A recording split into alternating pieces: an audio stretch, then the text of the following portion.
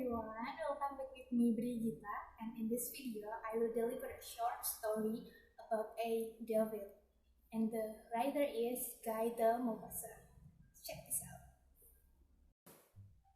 The Devil by Guy de Maupassant. The peasant and the doctor stood on opposite sides of the bed, beside the old, dying woman. She was calm and resigned, and her mind quite clear. As she looked at them and listened to their conversation, she was going to die, and she did not tremble at it, for her time was come, and she was 92. The July sun streamed in at the window, and the open door and cast its hot flames on the uneven brown clay floor, which had been stamped down by 4 generations of clodhoppers. The smell of the fields came in, also driven by the sharp wind and parched by the noontide heat. The grasshoppers chirped themselves hoarse and filled the country with their shrill notes, which was like that of the wooden toys which are sold to children at fair time. The doctor raised his voice and said, "Honor, you cannot leave your mother in this state. She may die at any moment." At the peasant, in the great distress, replied, "But I must get in my way, for it has been lying on the ground a long time, and the weather is just right for it. What do you say about it, mother?" And the dying old woman, still tormented by her Norman avariciousness, replied yes with her eyes and her forehead, and thus urged her son to get in his way and to leave her to die alone. But the doctor got angry, and stamping his foot, he said, "You are no better than a brute. Do you hear? And I will not allow you to do it. Do you understand? And if you must get in on your way today, go and fetch Rapet's wife, and make her look after your mother. I will give it. I will have it. Do you understand me? And if you do not obey me, I will let you die like a dog when you are ill in your turn. Do you hear?" The peasant, a tall, thin,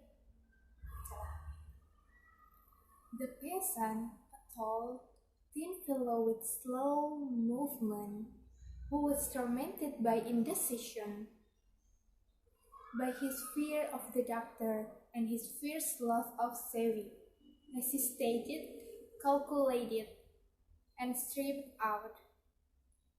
"How much does La Rapet charge for attending sick people?" "How should I know?" the doctor cried. "That depends upon how long she is needed. Settle it with her by heaven, but I want her to be here within an hour. Do you hear?" So the man decided, "I will go for her." He replied, "Don't get any." So the man decided, "I will go for her." He replied, "Don't get angry, doctor." And the latter left, calling out as he went, "Be careful, be very careful, you know, for I do not joke when I'm angry." As soon as they were said in the registered voice,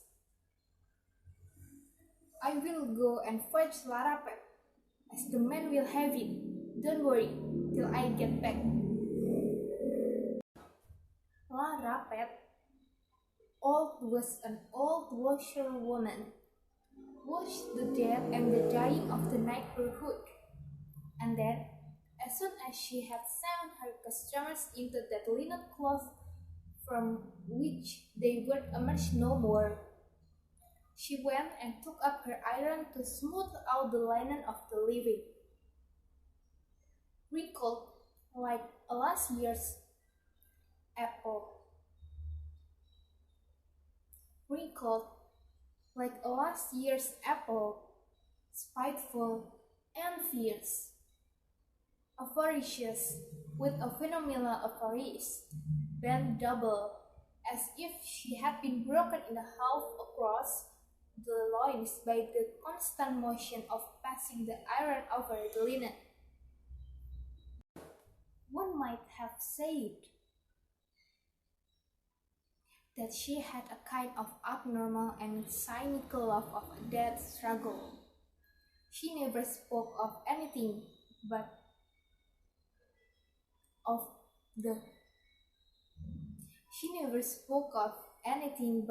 the people she had seen die, of the various kinds of death in which she had been present, and she related with the greatest minuteness details which were always similar, just as the sportsman recounts his luck. When Hunter Bontemps entered her cottage, he found her preparing the starch for the collars of the women villagers, and he said, "Good evening. I hope you are pretty well, Mother Rapet." She turned her head around to look at him and said, "As usual, as usual. And you?" "Oh, as for me, I am as well as I could wish. But my mother is not well." "Your mother?" "Yes, my mother."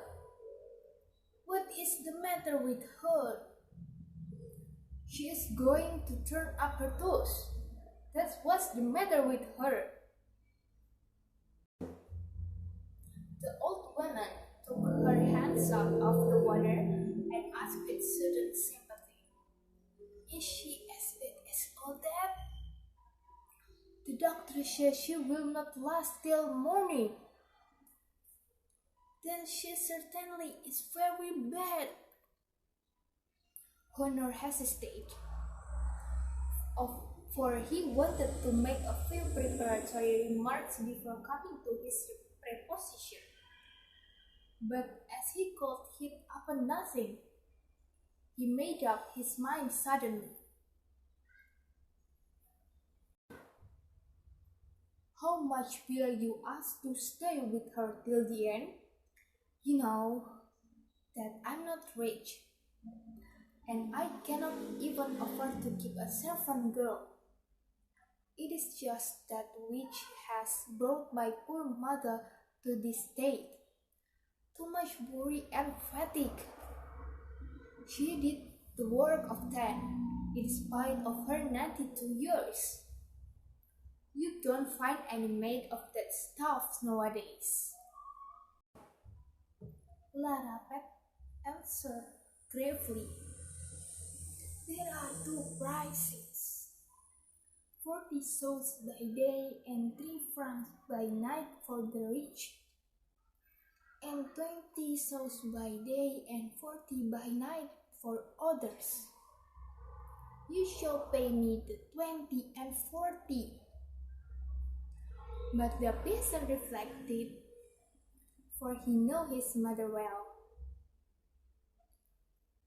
He knew how tenacious of life, how vigorous and unyielding she was, and she might last another week, in spite of the doctor's opinion. And so he said resolutely, "No, I would rather you would fix a price for the whole time until the end. I will take my charge, one way or the other. The doctor says she will die very soon. If that happens, so much the better for you, and so much the worse for her. But if she holds out till tomorrow or longer, so much the better for her, and so much the worse for you. The nurse looked at the man in astonishment, for she had never treated a death like a speculation, and she hesitated, tempted by the idea of the possible gain. But she suspected that he wanted to play her a trick. I can say nothing until I have seen your mother, she replied. Then come with me and see her. She washed her hands and went with him immediately. They did not speak on the road. She walked with short, hasty steps, while he strode on with his long legs, as if he were crossing a brook at every step. The cows lying down the field, overcome by the heat, raised their heads heavily and lowered Phoebe at the two passers-by, as if to ask them for some green grass. When they got near the house, Honor Bontemps murmured, "Suppose it is all over?" And his unconscious wish that it might be so showed itself in the sound of his voice. But the woman was not dead. She was lying on her back, on her wretched bed, her hands covered with a purple cotton counterpane. Horribly thin, knotty hands, like the claws of strange animal, like crabs. Half closed by rheumatism, fatigue, and the work of nearly a century which she had accomplished. Clara Peck went up to the bed and looked at the dying woman, felt her pulse, tapped on the chest, listened to her breathing, and asked her question, so as to hear her speak. And then, having looked at her for some time, she went out of the room, followed by the Honor. Her decided opinion that the old woman would not last till night. He asked, "Well?" And the sick nurse replied, "Well, she may last 2 days, perhaps 3. You will have to give me 6 francs. Everything included." 6 francs! 6 francs! He shouted. "Are you out of your mind? I tell you she cannot last more than 5 or 6 hours. And they disputed angrily for some time. But as the nurse said she must go home, as the time was going by, and as his weight would not come to the farmyard of its own accord, he finally agreed to her. "Very well. Then that is settled. 6 francs, including everything, until the corpse is taken out." And he went away with long strides to his web, which was lying on the ground under the hot sun which ripped the grain, while the sick nurse went in again to the house. She had brought some work with her, for she worked without ceasing by the side of the dead and dying, sometimes for herself, sometimes for the family which employed her as seamstress and paid her rather more in that capacity. Suddenly she asked, "Have you received the last sacraments, Mother Bontemps?" woman shook her head, and Larapet, who was very devout, got up quickly. Good heavens! Is it possible? I will go and fetch the cure. And she rushed off to the parsonage so quickly that the urchins in the street thought some accident had happened. When they saw her running, the priest came immediately in his surplice, preceded by a choir boy who rang a bell to announce the passage of the host through the praise in a quiet country. Some men who were working at a distance took off her large hat and remained motionless until the white vestment had disappeared behind some farm building. Then, almost double as if she wished to prostrate herself, as she walked with folded hands, as they do in church.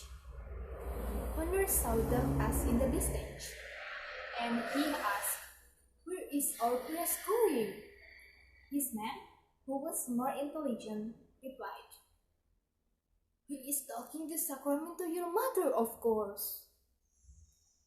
The peasant was not surprised and said, "That may be," and went on his work.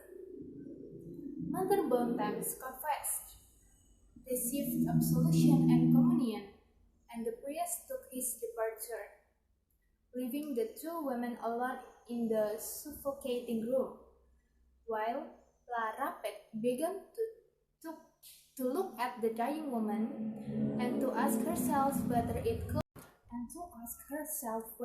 could last much longer.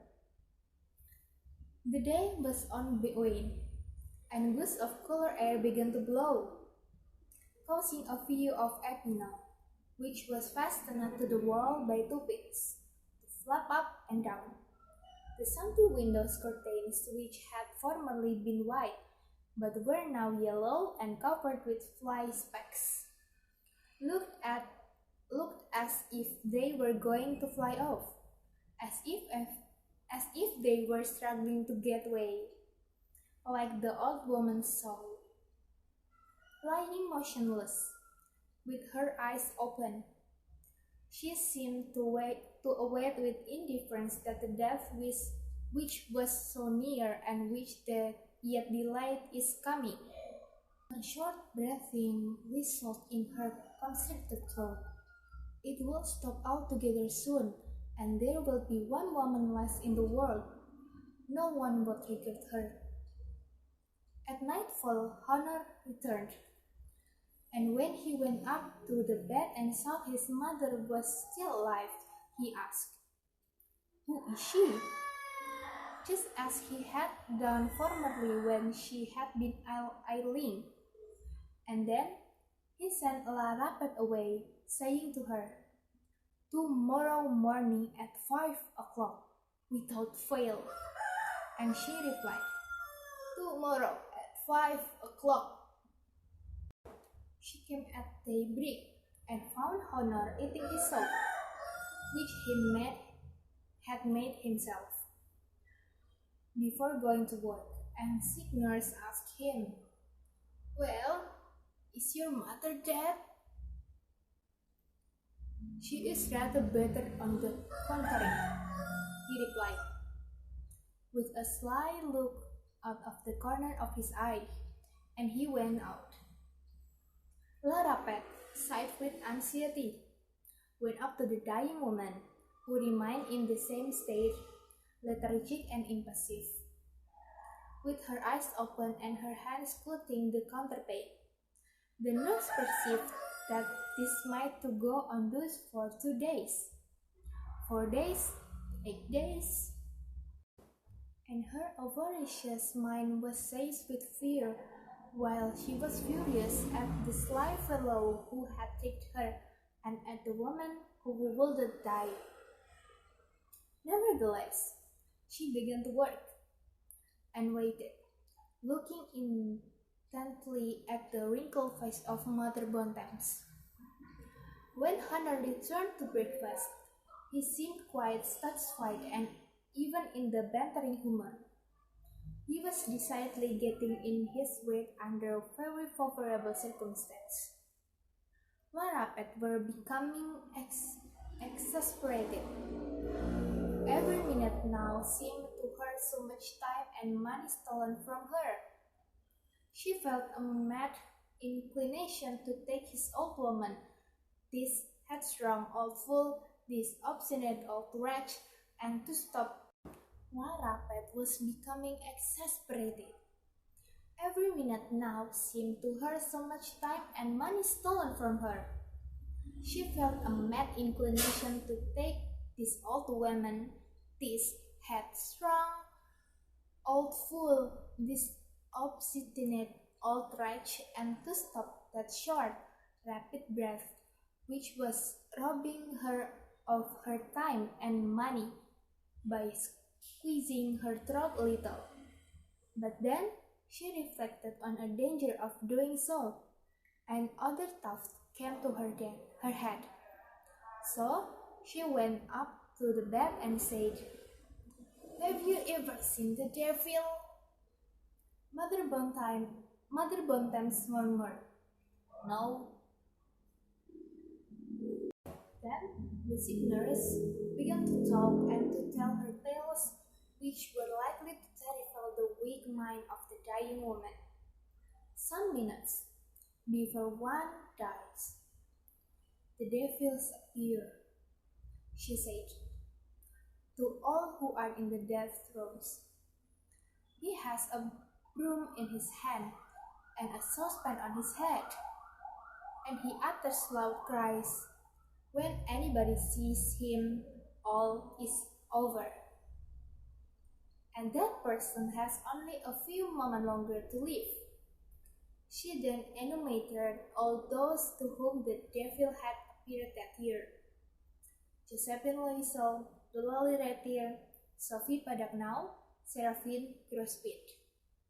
Mother Bontemps, who had last become disturbed in mind, moved about, wrung her hands, and tried to turn her head to look toward the end of the room. Suddenly, Lara Pet disappeared at the foot of the bed. She took a sheet out of the cupboard and wrapped herself up in it. She pulled the iron saucepan on her head so that its three short bent feet rose up like horns. And she took a broom in her right hand and a tin pail in her left, which she threw up suddenly so that it might fall to the ground noisily. When it came down, it certainly made a terrible noise. Then, climbing upon a chair, the nurse lifted up the curtain which hung at the bottom of the bed, and showed herself, gesticulating and uttering shrill cries into the iron saucepan which covered her face, while she menaced the old peasant woman, who was nearly dead, with her broom. Terrified, with an insane expression on her face, the dying woman made a superhuman effort to get up and escape.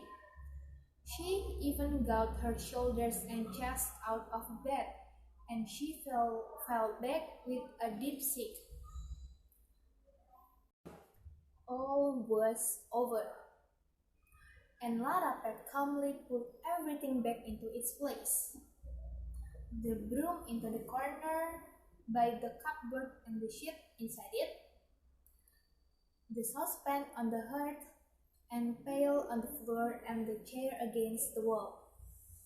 Then, with professional movement, she closed the dead woman's large eye, put a plate into the bed, and poured some holy water into it.